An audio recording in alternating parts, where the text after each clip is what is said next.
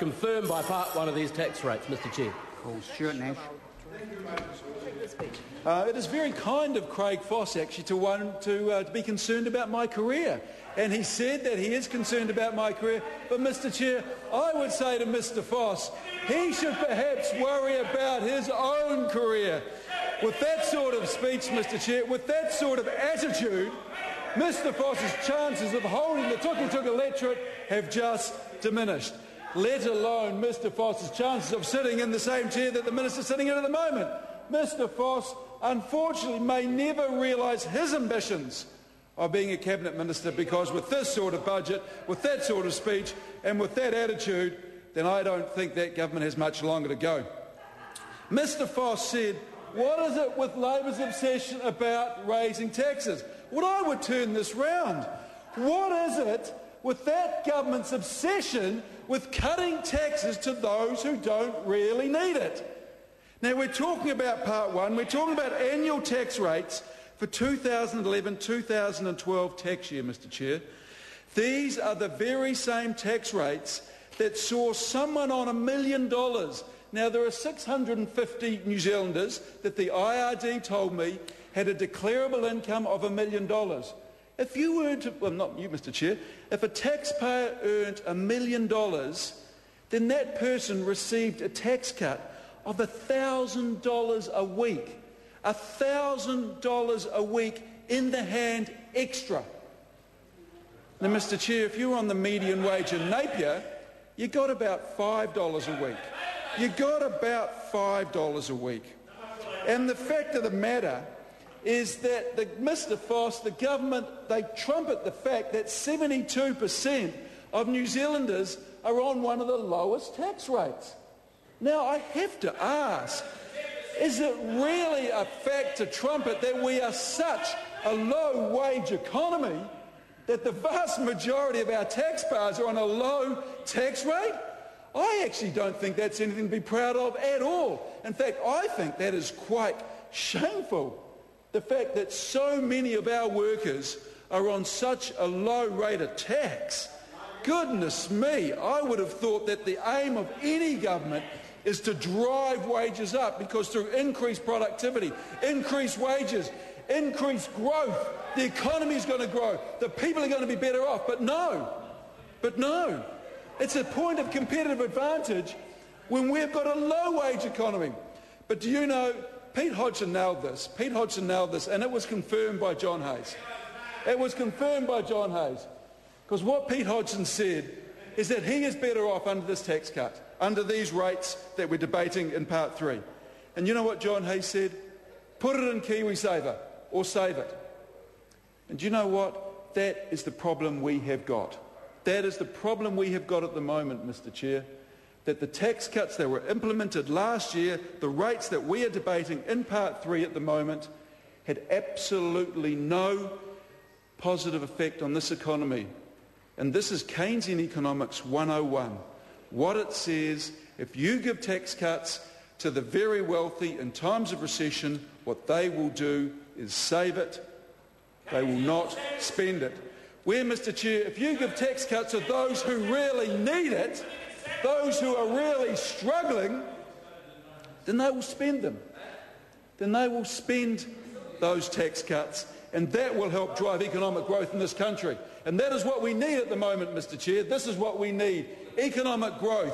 We need incomes to rise. We need people to be spending money in this economy, which is one of the problems we've got with the cuts to KiwiSaver and the cuts to Working for Families. Mr Chair, in Napier, in Hawke's Bay, Working for Families pumps about $120 million into the local economy. You take that out of the local economy and it has a huge impact on the people of Napier and a huge impact on the people of Hawke's Bay. But what I would like is Mr Dunn to take a call, and I would like Mr Dunn to chastise the First Speaker, because what he said is that he would trust the figures from Deloitte much more than he trusts my figures. You know where my figures came from? They came from the Inland Revenue Department. That's his department. They came from that Minister's department. That's his department. And I can tell you that I have much more faith in the figures provided by the IRD. I have much more faith in the figures provided, Mr Chair. Mr Chair, thank you very much.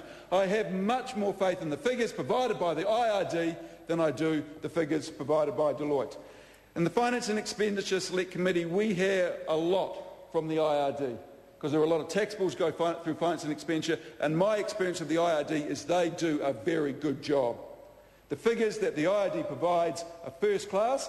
The advice the IRD gives is normally very, very robust and very, very sound. In fact, I think the Minister presides over what I would say is one of the better ministries, one of the best ministries of this government. So I congratulate the IRD, and that is why I find it quite insulting that Michael Woodhouse would say that the figures from Deloitte's are much better than the figures from the IRD.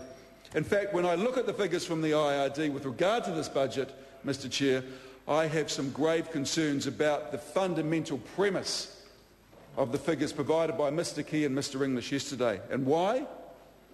Because there was a $4 billion discrepancy between the forecast from the IRD and the forecast from Treasury on which this budget was based. $4 billion discrepancy. And like I said, my dealings with the IRD through the FEC have been very, very good, and I think they're a very professional organisation. In fact, I was saying to the Minister the other day that of all the written questions I send to all the ministries, I think the IRD comes back in the quickest time and provides the best data. And so I ask, why would the government trust the Treasury, who have constantly got it wrong, over the figures from the IRD? And I think there is a grave concern when you ignore the advice from the government's tax collectors. I think there's a grave concern there. Of that there is no doubt. Now, Mr Woodhouse and all the members from that side talk about Labor's obsession with raising tax rates. They talk about our obsession with taxing the very wealthy.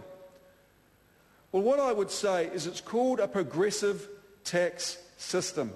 How a progressive tax system works is those who can pay the most tend to carry a little bit more of the burden because they can.